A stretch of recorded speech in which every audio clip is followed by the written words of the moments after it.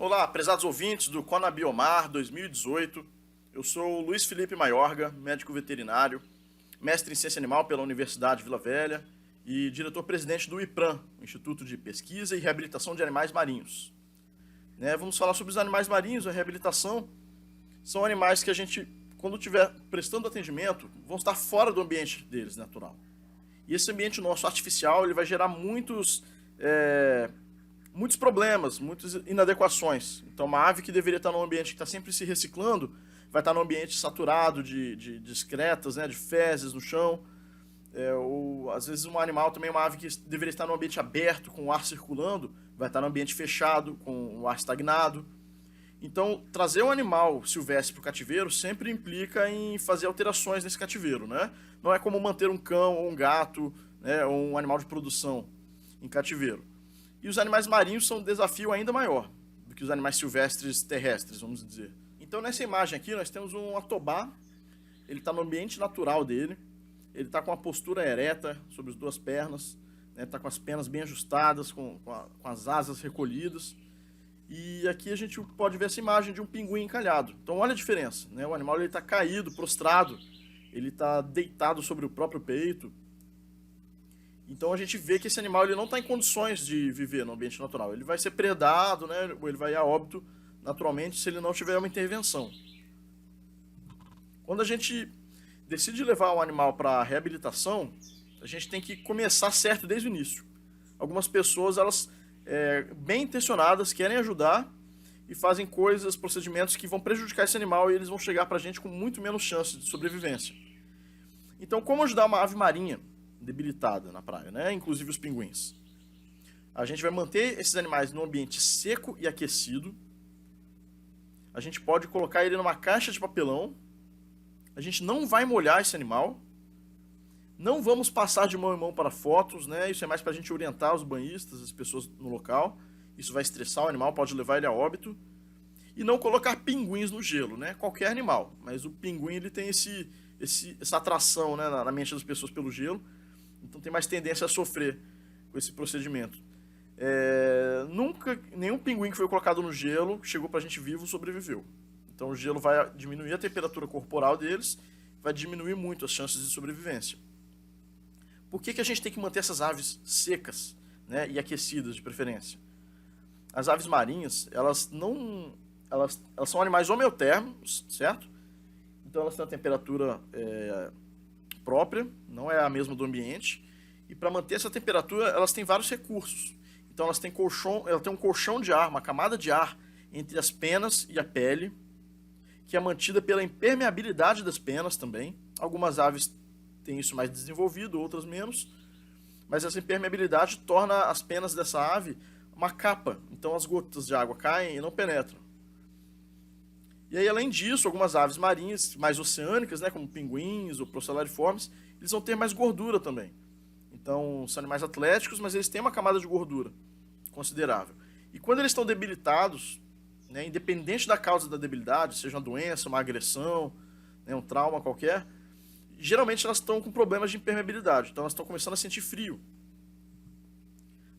A gente também pode classificar essas aves em três categorias que vão facilitar a gente também na tomada de decisão, no tipo de tratamento, se vai ser mais intensivo, mais urgente. Então, essas categorias elas foram criadas por um manual do CEMAV, que tem a ver com pinguins de Magalhães, mas nós vamos extrapolar para as outras aves. O NR seria não responsivo, é o animal da esquerda aqui nessa foto embaixo, ele está caído, desmaiado já. O animal QAR, quieto, ativo e responsivo, seria aquela foto que a gente mostrou no começo. É um animal que ele está prostrado, mas ele está acordado ainda, ele está alerta, ele consegue entender o que está acontecendo e ele pode se defender, ele pode desferir uma bicada. E o animal BAR, que é o bem, ativo e responsivo, é um animal que está em pé, ele tá bem. Ah, mas esse aqui na foto está sujo de óleo. Podia estar com uma fratura na asa, podia estar sangrando. Não tem problema. Se ele está em pé, está com comportamento ativo, ele consegue correr, voar, ou nem sempre voar, mas ele consegue se deslocar rapidamente, ele é um animal BAR. Ele vai ter muito mais dificuldades para ser capturado, e contido até o encaminhamento. Então a gente pode extrapolar isso para as outras aves também. Vejam que na coluna da esquerda aqui a gente tem o albatroz. Ele está de cima para baixo, NR, que é a R, e BAR, olha a diferença. Da mesma forma os 30 réis nas outras duas colunas da direita, e as garças, e por aí vai. Como é que a gente vai segurar essas aves? Se você segurar ela da forma inadequada, ela pode bicar você, ela pode se desequilibrar e cair no chão, ela pode agredir uma pessoa que está passando perto. Então, essa maneira da foto não é a maneira certa, essa ave pode se desequilibrar e cair. Essa é a maneira correta. É uma foto que tem numa reportagem na internet, no G1. Muito boa essa foto, porque o banhista ele segurou o pinguim perfeitamente. É exatamente assim que a gente deve segurar uma ave marinha, não só um pinguim. Então a gente abraça o corpo dela com a mão e com o corpo, e com a outra mão a gente segura a cabeça dela. Se a gente não segurar a cabeça, a gente está sujeito a acidentes. E o ideal também é manter mais próximo à altura da cintura, não muito próximo ao rosto.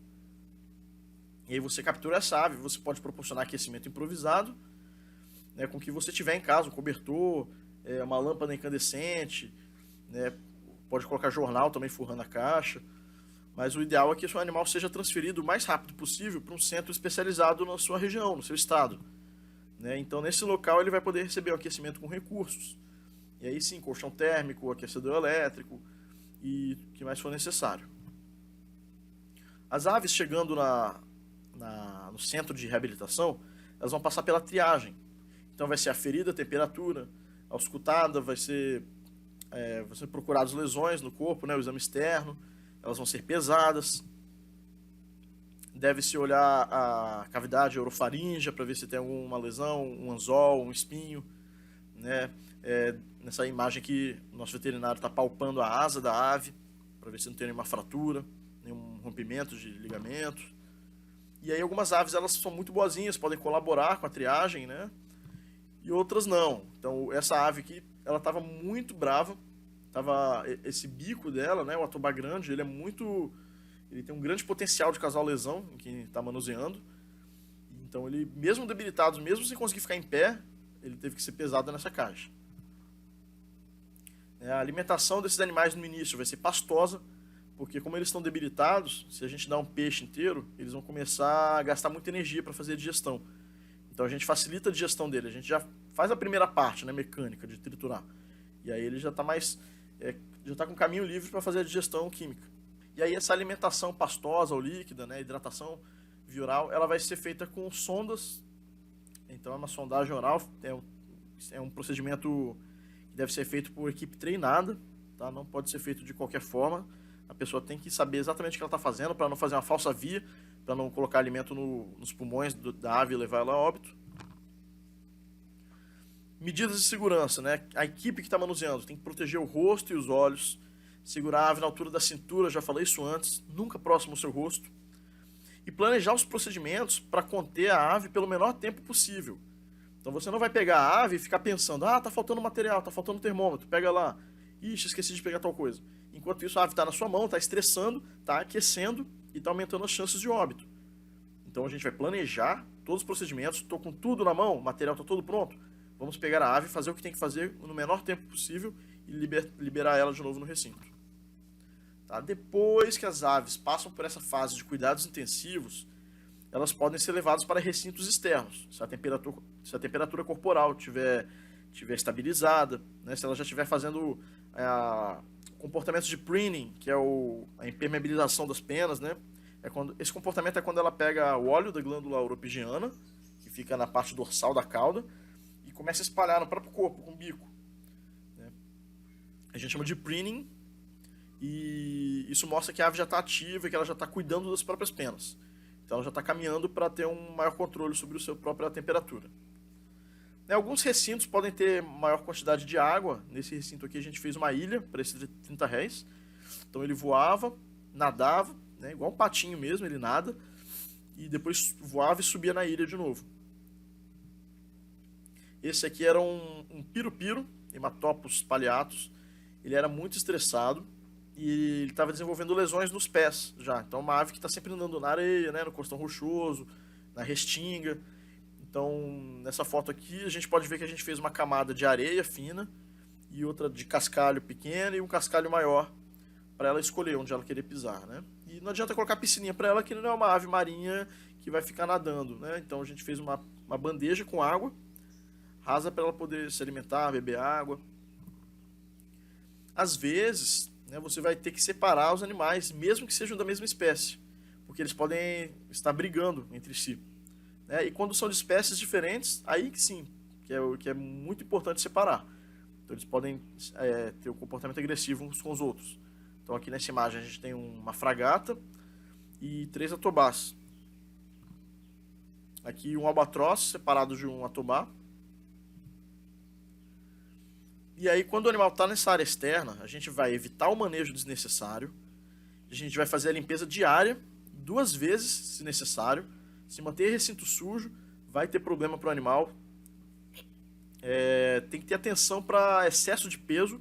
Isso pode levar a lesões nos pés também. Então imagina que a ave, tanto o pinguim quanto a ave voadora, eles não estão o tempo inteiro pisando no chão. Eles passam a maior parte da vida deles voando. O pinguim está nadando. As aves voadoras, elas pousam na água, fica boiando igual o pato, né? Então mais na época reprodutiva que eles vão para a terra e passam mais tempo lá. No cativeiro não. No cativeiro eles estão um tempo excessivo em terra. Então eles têm a tendência a desenvolver uma doença na planta dos pés, que são pododermatites, né? Em inglês, um termo muito conhecido que se usa no Brasil é bumblefoot. Então essa doença é causada pelo cativeiro. Na natureza dificilmente eles desenvolvem isso. E então para mitigar isso, a gente pode proporcionar telas. Nessas telinhas que vocês estão vendo nas imagens, são para as aves pisarem, né, e não ficarem causando muito impacto, né, entre a pele do pé delas, da planta do pé, e o chão. E se o animal regredir, tem que retornar para o tratamento intensivo. Então nessa foto aqui, exatamente nessa foto que a gente está vendo, é um atobá. Ele foi para o ambiente externo, porque ele tinha melhorado, só que ele começou a regredir. Como é que vocês sabem que ele regrediu? Só de olhar esse animal, né? Vamos comparar aqui com o animal saudável, de vida livre. Olha a postura do animal saudável. Então esse animal que regrediu, ele está com as asas caídas, ele não está com o pescoço ereto, ele está com o pescoço meio apoiado, assim, meio quietinho. O que mais? Os olhos dele estão meio fechadinhos também, né? Não está com aquele olho alerta, esperto. Então a gente tem que ter essa sensibilidade também para retornar o animal para uma etapa anterior, se necessário. E essas aves vêm para reabilitação por vários motivos. Então, alguns deles são traumas que podem ter sido causados por predação natural ou por ações do ser humano mesmo, como linha de pipa, hélice de embarcação, golpes mesmo, né, maus tratos, uma agressão por um ser humano. Elas podem ter ingerido artefatos de pesca. Então, às vezes, chega um animal com nylon saindo da boca, e aí a gente já fica imaginando que tem um anzol lá dentro. E você vai fazer o exame radiográfico, né? Com certeza a gente vai encontrar um anzol. Outro problema também é a contaminação por óleo. Então, qual é o problema do óleo? Ele destrói a impermeabilidade das penas também. Ele prejudica essa impermeabilidade. Ele abre caminho nas penas. E a água fria vai atravessar, essas penas vai atravessar o colchão de ar que ele tem ao redor do corpo, vai encostar na pele e o animal vai começar a sentir frio. Então olha essa imagem aqui maravilhosa, é um pinguim, olha essas gotas escorrendo pelo corpo dele, né? Essas gotas não estão entrando no corpo dele. É por isso que muitas pessoas pensam que o pinguim ele tem um corpo liso, né? Como se estivesse usando uma roupinha de neoprene. Mas na verdade não, são as penas dele que estão justapostas, não permitem que a água penetre, então essas gotinhas vão escorrendo, elas caem para fora do corpo dele. E aí quando você suja esse animal de óleo, o óleo ele quebra essa impermeabilidade. Então nessa imagem aqui, vocês estão vendo, a pele do animal está exposta. E as penas estão todas melecadas juntas, estão vendo? Por causa de óleo. Essa foto é de um pinguim contaminado por óleo. Nem sempre também é aquele óleo preto, aquele piche que a gente imagina. Pode ser um óleo um pouco menos chamativo, um pouco mais transparente, né? Ingestão de artefatos em geral, então não só anzóis, como plástico, borracha, nylon. Aqui tem imagem de várias coisas que nós encontramos nessas aves marinhas, né? Tem até algas que já foram encontradas nos pinguins, que não é uma coisa muito comum, né? Conchas, pedras. E aí a reabilitação, você acha que vai fazer o quê, né? Você vai mandar o seu currículo para várias instituições que tem no Brasil e quero ser um voluntário, quero ser um estagiário. A reabilitação dos animais marinhos, das aves principalmente, é 90% cuidar do ambiente, 10% interagir com o animal em si. Se você fica lidando com o animal, ele tem infecção, você dá um antibiótico, né? Você trata ele, mas você não está cuidando do ambiente, o ambiente está todo sujo de fezes, né? O ar está estagnado, as coisas estão sujas, então não adianta nada. Você tem que prezar muito então pelo ambiente do animal, e as atividades, né, são basicamente essas: ó, limpeza, limpeza, limpeza, limpeza. E aí como é que a gente vai saber se os animais estão prontos para soltura? Para as aves a gente vai procurar ausência de sinais clínicos quaisquer, então se a ave tem alguma doença, ela não é candidata à soltura. Bons parâmetros hematológicos, né, capacidade de voo ou natação, lógico, então uma ave que está com a asa fraturada, ou ela está quase inteira, mas rompeu os ligamentos, não conseguiu cicatrizar, voltar a funcionar, não dá para soltar o animal, ele vai ter que ir para um zoológico, vai ter que viver a vida inteira em cativeiro. E os testes de impermeabilidade, então principalmente os pinguins, têm que ser aprovados em testes de impermeabilidade. Então não adianta soltar o animal e ele voltar morrendo de frio logo depois da soltura. E para as aves a gente coloca essas anilhas também, que são do CEMAV, do ICMBio, e caso ela seja reavistada ou recapturada, a gente pode ter essa informação de volta se a pessoa que encontrou essa anilha reportar ao CEMAV. Então é sempre bom educar todo mundo, até os pescadores, as pessoas que moram no litoral, porque às vezes uma pessoa pode encontrar uma ave anilhada, que seja uma carcaça na praia, e não reportar ao CEMAV, e ninguém nunca mais ficar sabendo o que aconteceu. E isso é muito interessante. Então às vezes você sabe quantos quilômetros a ave se deslocou, em quantos meses, né? A gente já teve pinguim nosso que foi encontrado no Uruguai, e ele foi encontrado morto. Mas foi graças à anilha que a gente soube que o nosso pinguim conseguiu chegar lá, porque a gente tinha essa dúvida, né? Como é que a gente solta eles aqui no Espírito Santo? Será que eles conseguem ir para o sul do continente? Então é sempre muito bom reportar as anilhas. E aí, finalmente, depois desses critérios, a gente pode fazer a soltura dessa ave. Para os animais que morrem, é muito importante realizar o exame necroscópico. Então a gente vai avaliar por que esses animais morreram, ver que problemas eles têm, porque isso vai ajudar a gente a ter mais conhecimento para tratar os animais que estão vivos. Então, na reabilitação dos animais marinhos, não tem como separar do exame necroscópico. Quem quer trabalhar com animais marinhos, seja o biólogo ou veterinário, vai trabalhar com necrópsia de animais marinhos também. E aí os quelônios. A reabilitação dos quelônios já é diferente das aves. Então são animais ectotérmicos, né, são animais muito mais rústicos, eles estão no planeta muito mais tempo que as aves, então eles têm mais características de sobreviver a traumas graves, eles têm uma grande capacidade de cicatrização. Quando essas tartarugas chegam no IPRAM, a gente vai realizar o exame externo para procurar fraturas, cortes, amputações, edema.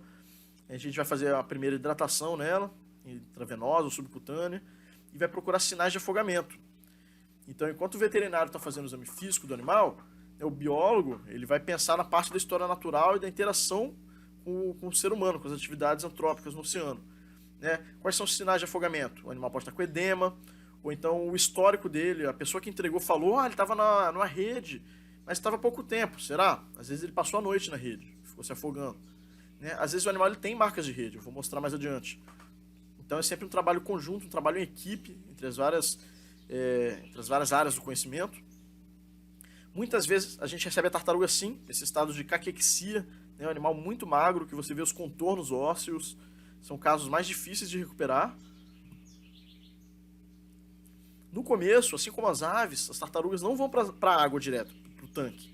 Né? Elas ficam numa caixa úmida. Ao contrário das aves, elas não precisam de aquecimento, né? A não ser que você queira estimular o metabolismo dela para algum remédio, para alguma finalidade. Mas, em geral, elas não têm essa necessidade urgente, elas estão muito bem na temperatura ambiente. Então, a gente pode fazer os procedimentos dela nessa caixinha mesmo. Nessas imagens, elas não estão com cobertor, com a toalha por cima, porque senão vocês não conseguiriam ver nada. Eu tinha algumas imagens que estavam assim. Mas elas ficam com umas toalhas úmidas por cima da carapaça, do rosto, entendeu? Das nadadeiras. Então, elas não ficam a relento assim, não. A gente mantém o corpo delas úmido. E aí elas vão ser medidas, pesadas, também vão receber alimentação pastosa. podem necessitar de exames, né, mais detalhados, exames radiográficos. Aqui você vê a diferença de seringas. Então, para uma tartaruga de 2, 3 quilos, a gente vai usar seringas menores, quantidades de remédios menores. Para uma tartaruga maior, olha a quantidade de remédio que a gente gasta. Em um dia, às vezes, vai um frasco inteiro de um remédio. Então, são gastos diferentes também. As tartarugas, elas têm uma variação de tamanho muito grande, né? Se elas são juvenis, são pequenas, são mais fáceis de manusear. Agora, se elas vêm com o tamanho de uma tartaruga adulta, então a gente precisa de várias pessoas para carregar, a gente, né, tem esses gastos de medicamentos em grande quantidade, tudo fica muito diferente. Como é que você vai fazer a contenção física dessa tartaruga, né? Tá certo nessa foto, segurar a tartaruga assim? Não tá. Então nessa foto mesmo, ela está se debatendo, ela pode cair no chão, da mesma forma que as aves, a gente tem que fazer uma contenção correta. Essa é a contenção correta de uma tartaruga marinha. Então você vai segurar na borda dianteira e na borda caudal. Eu vou passar um vídeo aqui também prático para vocês verem por que a gente tem que fazer isso.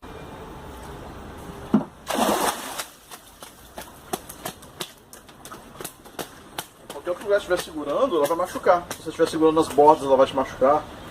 Se você estiver pegando por baixo, ela vai desequilibrar e cair. A posição correta de pegar é essa. Colocando o dedo aqui, ó, entre a carapaça e a pele dela.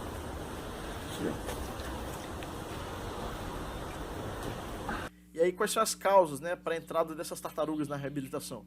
Então, o emale, tá vendo nessa foto aqui, a nadadeira dela tá marcada por causa de nylon, de artefatos de pesca, e na boca dela também tem nylon.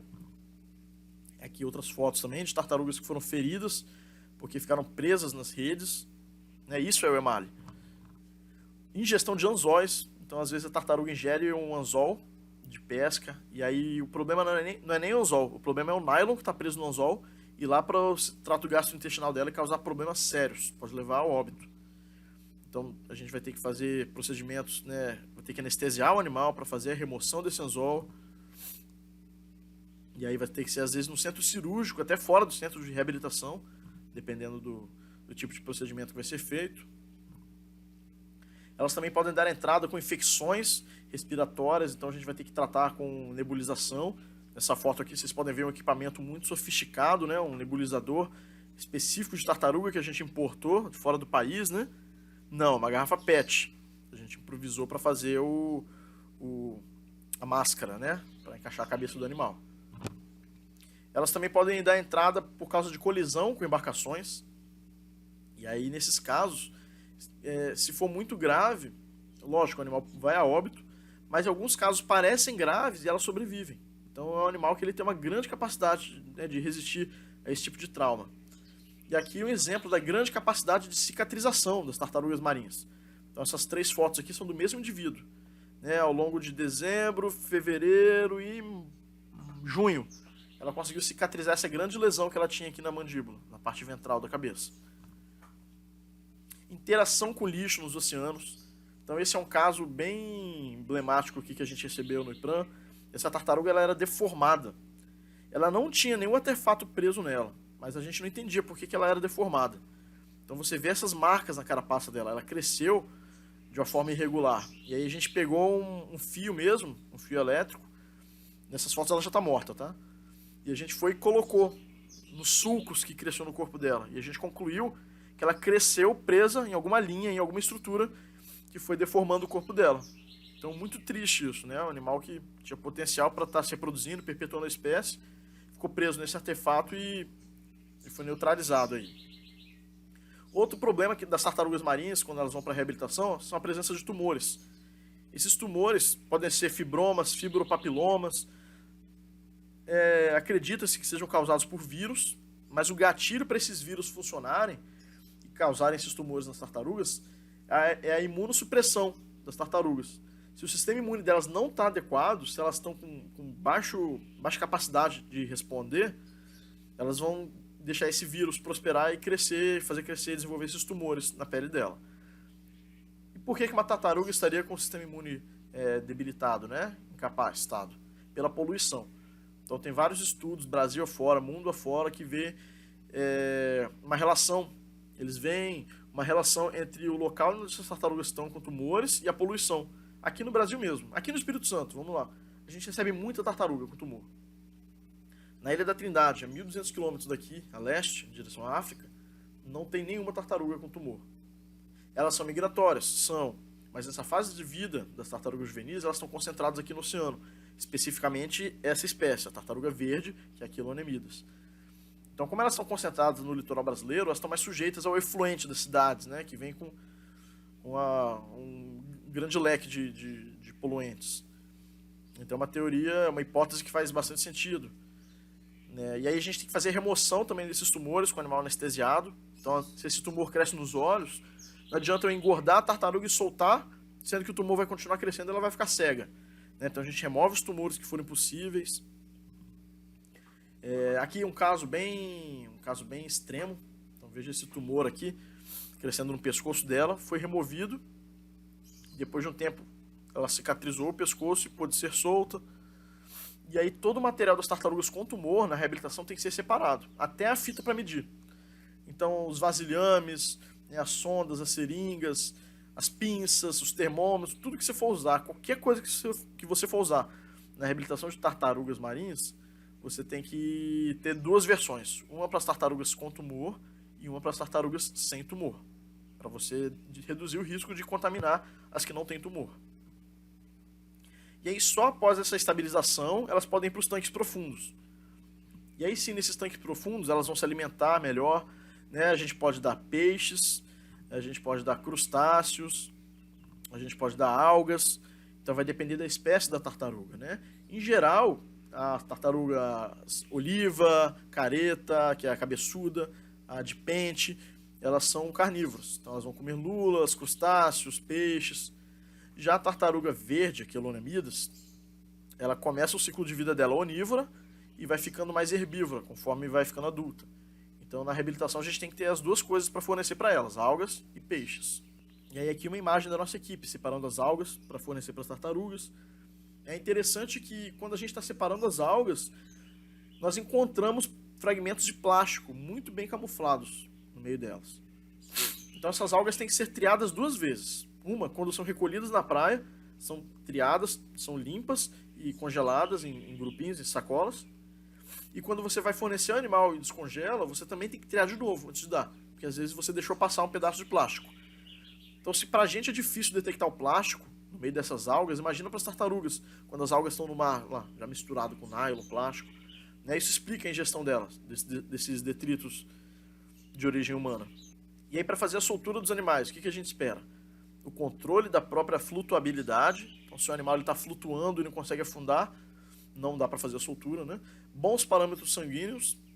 Ao contrário das aves, as tartarugas, elas, principalmente a tartaruga verde, que é a que mais dá entrada no centro de reabilitação, elas têm bastantes pesquisas, bastantes estudos relacionados aos parâmetros hematológicos. Então a gente consegue ter uma referência melhor para saber se o hemograma do nosso paciente está adequado para a soltura ou não. A gente também quer um animal com bom score corporal, tumores que não atrapalhem a vida livre, de preferência sem nenhum tumor, né, se for possível tirar todos, e alimentando-se voluntariamente. Nessa imagem aqui a gente está soltando uma tartaruga que não tem uma das nadadeiras anteriores. Dá para soltar a tartaruga sim, ela sobrevive e se der certo conseguir crescer para a vida adulta, ela sobe para se reproduzir também, mesmo faltando uma nadadeira.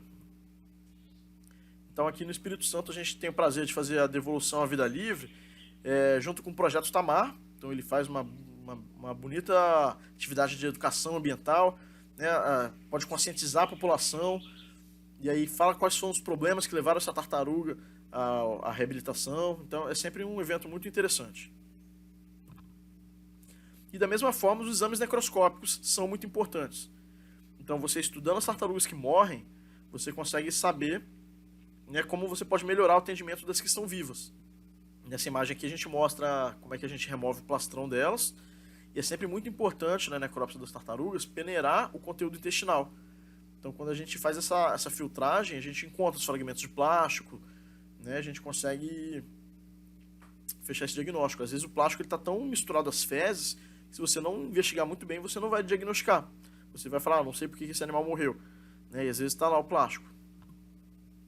E aí está a quantidade de plástico removida de um único animal. Né? Às vezes vem tampinha de garrafa plástica, vem brinquedos, vem muita bexiga de borracha, sabe? Balão inflável, vem fragmentos plásticos duros, fragmentos plásticos moles. E aí, em relação aos cetáceos, né? Os cetáceos, eles são mamíferos, então, assim como as aves, eles também são homeotermos, eles têm uma temperatura corporal própria, diferente da temperatura do ambiente. Então, em caso de encalhe, esse aqui é o nosso resumo. A gente vai criar um perímetro para conter os curiosos, porque se as pessoas juntarem ao redor do animal e ficarem comentando, fazendo barulho, né, vai estressar ele ainda mais, vai atrapalhar também o atendimento. A gente vai manter o espiráculo desobstruído. E o que é o espiráculo, né? É essa abertura respiratória no topo da cabeça. A gente vai fazer medidas para reduzir a temperatura corporal, que são o quê? Jogar água no corpo constantemente. Então você vai pegar também uma pessoa e falar, me ajuda. Fica o tempo todo pegando água do mar e colocando, derramando sobre o animal encalhado. A gente vai cobrir ele com panos claros também. Esses animais geralmente são escuros. Então a gente coloca o pano claro para absorver essa água e manter a umidade e também para refletir, né, a luz do sol. A gente vai proporcionar sombra como a gente puder, que seja com guarda-sol, com qualquer outro recurso. Os cetáceos, eles estão o tempo todo no ambiente frio. Então eles têm que manter essa temperatura corporal. Então eles têm uma espessa camada de gordura. Eles são como uma garrafinha térmica, certo? A tartaruga, como ela está na temperatura ambiente, para ela não faz diferença. Ela vai estar na mesma temperatura da água do mar. Mas o cetáceo não. Ele quer ficar quentinho, porque ele acha a água do mar muito fria. Aí você imagina que esse bicho encalhou. Ele está na terra. Quando ele está na terra, ele começa a superaquecer. Ah, mas está nublado o dia, ele está superaquecendo? Tá. Mas está de noite, ele está superaquecendo? Tá. E aí como é que você vai medir isso? Pela frequência respiratória. Então você não sabe qual é a frequência respiratória normal de todas as espécies de golfinho do mundo. Mas quando o animal encalha, é importante pegar uma pessoa que está ajudando ali, pega um cronômetro, um relógio, começa a anotar para mim quantas respirações esse animal está fazendo por minuto. E aí conforme ele vai respirando, você vai tendo padrão. Ó, no primeiro minuto ele está fazendo 5, depois 6, 7. Ele está aumentando a frequência respiratória, ele está com calor, ele está circulando o ar, ele está ficando estressado, então o prognóstico já é ruim. Na verdade, quando um cetáceo encalha, o prognóstico é sempre ruim. Então, nesse trecho aqui da apresentação, a gente não vai nem falar de reabilitação. A gente vai falar de atendimento a encalhe. A gente vai mitigar, né, os fatores de desconforto que esse animal está sofrendo. A gente vai reduzir o sofrimento dele. As nadadeiras do animal vão estar muito desconfortáveis fora da água. Ele vai estar apoiando um peso que ele nunca apoiou antes. Então, a gente vai cavar buracos sobre as nadadeiras. Isso vai aumentar o conforto do animal. A gente não vai ficar na região da cauda e nem na região da boca, né? Porque ele pode se movimentar, se arquear, e aí ele pode golpear alguém, machucar, né? Ou até morder também, se ele se sentir ameaçado. Então a gente vai trabalhar sempre posicionado nas laterais do animal. E aí qual é o material de apoio que a gente usa então? Para fazer esse perímetro de proteção, a gente pode usar cones de sinalização, ou uma fita zebrada presa a cabo de vassoura, né, cadeiras de praia. A gente vai usar o material que estiver disponível na hora. Para proteger o animal do ressecamento e abaixar a temperatura corporal dele, a gente vai usar material simples, panos, baldes, guarda-sol, né, gazebo ou lona. Então, não é um material impossível de achar numa praia. Nessa imagem aqui é um perímetro para conter a população. Nessa situação teve-se ajuda da prefeitura, né? Então colocou esses cavaletes, mobilizou o guarda municipal, né? É sempre bom tentar chamar alguma figura de autoridade, um policial, para conter a população. Nessa outra imagem aqui, ó, então, né, estamos com baldes, né, hidratando a pele do animal, tentando baixar a temperatura corporal dele. Cavou-se também uma piscininha ao redor desse animal aqui, dá para ver? Então essa piscininha ela começa a saturar com água também, isso ajuda. E aí essa imagem aqui, o que a gente está vendo aqui, cara?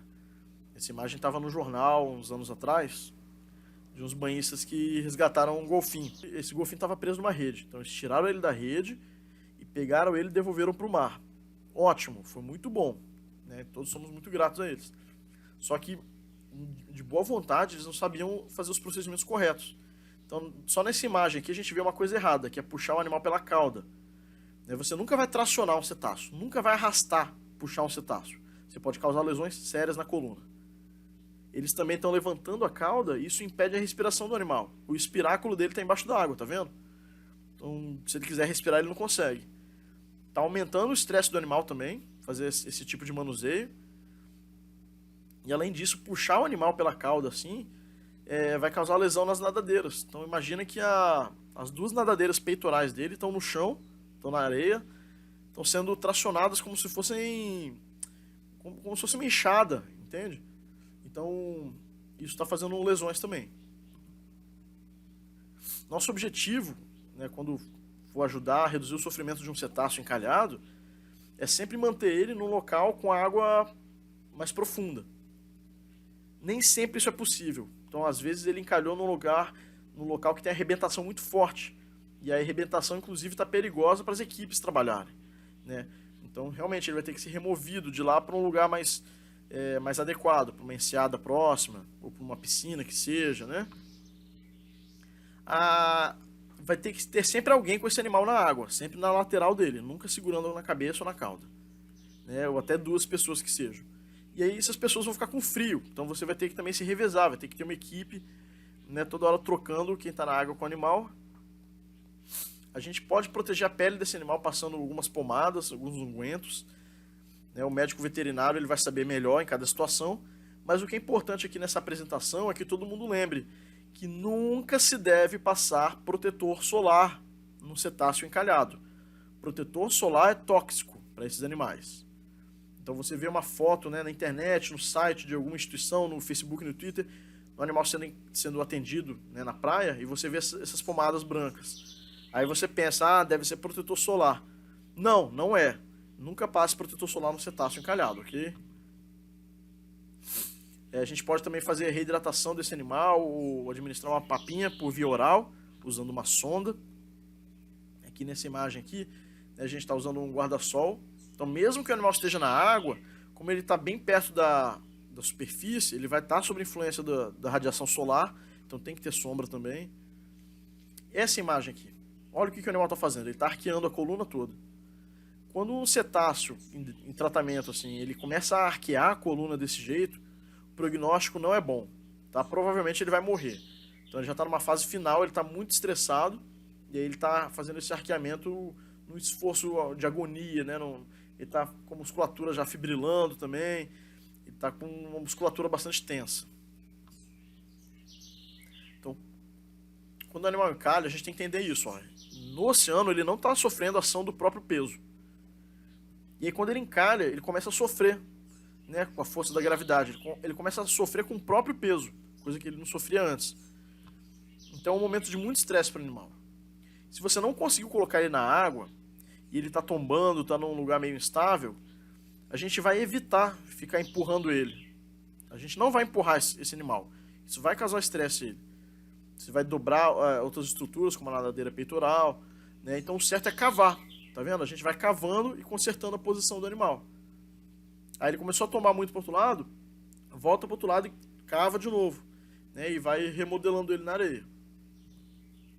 E aí, se você tiver que fazer a remoção desse animal para algum lugar, você vai usar uma padiola. Então você pode... Aqui eu estou mostrando como é que se monta uma padiola, né?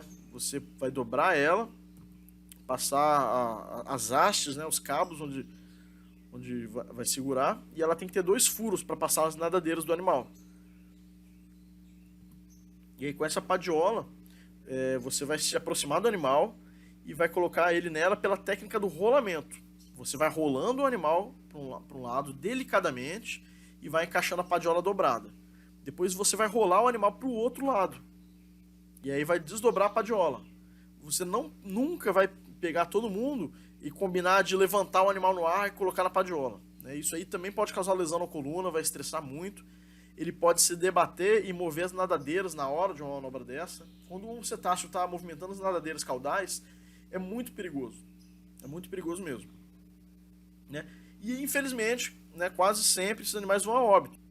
Então quando o animal vai a óbito, a gente tem essa oportunidade de poder estudar a carcaça deles também, né? Entender o que eles estavam sofrendo que os levou ao encalhe. É uma oportunidade também para identificar o sexo do animal, que às vezes você não vai conseguir fazer isso, né, quando você está lá naquele momento na praia, naquela confusão. Nessa imagem aqui a gente consegue ver a região genital e anal de dois golfinhos da mesma espécie. O de cima é macho e o de baixo é fêmea. Então você consegue ver qual é a diferença? Né, o de cima, que é macho, ele tem a fenda genital bem separada do ânus. Essa distância entre os dois a gente chama de períneo. Né? Essa distância perineal dele é muito grande, comparada à fêmea. Na imagem abaixo, que é da fêmea, é praticamente uma fenda só, né? Uma fenda só, onde estão conectadas, assim, estão juntas, né? A fenda anal e a fenda genital. O períneo da fêmea é muito mais curto. E além disso, ela tem essas duas fendas acessórias aqui do lado, né? Que são as fendas mamárias. Ao analisar uma carcaça também, a gente pode procurar marcas de rede. Então, nessa imagem aqui, ó, nessa carcaça, a gente está vendo marcas de rede no rosto, né, do animal, na boca dele. São essas marcas retas aqui, ó, cortando ele. Quando ele entra numa rede, ele começa a se embolar, ele vai torcendo a rede. Então ela vira meio que uma corda, sabe? E ela faz umas marcas mais firmes assim. Não precisa ser uma marca de malha, né? Para você confirmar que o animal estava preso na rede. E aí, então, a gente tem esses táxons animais que podem ser atendidos, né, por quem trabalha com reabilitação de animais marinhos. Então, finalizando, qual a importância, né, de estudar esses animais, de fazer essa atividade de reabilitação? Eu vejo 2 pontos. Primeiro é o ponto de vista do animal. Então, para cada 10 tartarugas que a gente recebe morta, uma vem viva para a gente fazer o tratamento. Da mesma forma, os pinguins, a gente recebe muitos pinguins vivos, mas a maioria, chega nas praias mortos, né? Então, são as carcaças que são necropiadas que vão dar mais informações do que está acontecendo. E quando a gente reabilita e devolve ao ambiente natural um animal desse, a gente está se redimindo, né? A gente não está fazendo mais que a nossa obrigação. Muitas vezes esses animais vieram para tratamento por culpa do ser humano, né? Por causa da interferência do ser humano no ambiente marinho. Então, esse é o primeiro ponto de vista, que aí muitas pessoas são contra. Aí elas vão falar, mas tanta criança passando fome, tantas pessoas precisam de remédio, e vocês gastando dinheiro com esses animais, né? Vocês comprando sardinha para os pinguins, eu queria comer uma sardinha também, né? E a gente ouve muito isso. E, na verdade, as pessoas não pensam do lado do ser humano. Então, nosso planeta está caminhando para a próxima extinção em massa, né? E provavelmente a gente vai estar incluído nessa. E se não for pelo aquecimento global, vai ser por outros problemas, vai ser por surgimento de bactérias resistentes ao último antibiótico, todos esses problemas causados pelo ser humano. Então a gente está causando a própria extinção. E esses animais que a gente está atendendo nos centros de reabilitação, eles são mensageiros, né? São sentinelas do ambiente marinho. Então, eles estão fornecendo informações que a gente precisa. É no encalhe dos pinguins em massa que eu consigo entender que está acabando o alimento no oceano. Que esses pinguins estão vindo para cá com fome, que eles estão morrendo de fome. Né? Quando eu atendo as tartarugas com os tumores crescendo no corpo delas, eu começo a entender como é que a poluição está afetando o ambiente marinho, né? E provavelmente a gente também. Então, eu estou poluindo o oceano, depois eu pesco o peixe desse oceano que eu poluí, e eu estou me alimentando desse peixe. Será que isso tem influência na saúde humana? Né, da população inteira, né? Poxa, se cresce tumor na tartaruga, o que pode estar acontecendo com a gente? Né? E por aí vai, as aves marinhas cheias de detritos plásticos no trato gastrointestinal, morrendo, né? A gente começa a ver como é que a gente está contaminando o oceano com microplástico. Então, quando você coloca um fragmento grande de plástico, e ele vai erodindo, vai sendo descascado, ele vai virando fragmentos pequenininhos, e esses fragmentos começam a contaminar desde o plâncton até os peixes que comem o plâncton, e até voltar para o ser humano. Existem estudos mostrando isso. O microplástico está voltando para o ser humano, para a nossa alimentação. Tanto através da água, quanto através dos animais marinhos que a gente come. Então tudo isso é importante, né? Conhecimento nunca é demais. Os animais marinhos, se a pessoa não acha que vale a pena, se ela não acha que vale a pena reabilitar o animal e devolver o ambiente, se ela acha que ela não tem essa dívida com o animal, pelo menos pelo conhecimento, né, a gente tem que aceitar que é uma atividade muito importante. Na página do IPRAN na internet, a gente tem uma seção só das publicações científicas que estão sendo geradas. Então vocês podem conferir lá também. A gente tenta, sempre que possível, colocar um link. Então você vê a publicação, clica nela e você consegue ler publicação original, onde ela estiver. E esse é um tipo de trabalho muito importante, porque o futuro da humanidade está todo no mar, né? Tudo depende dos oceanos.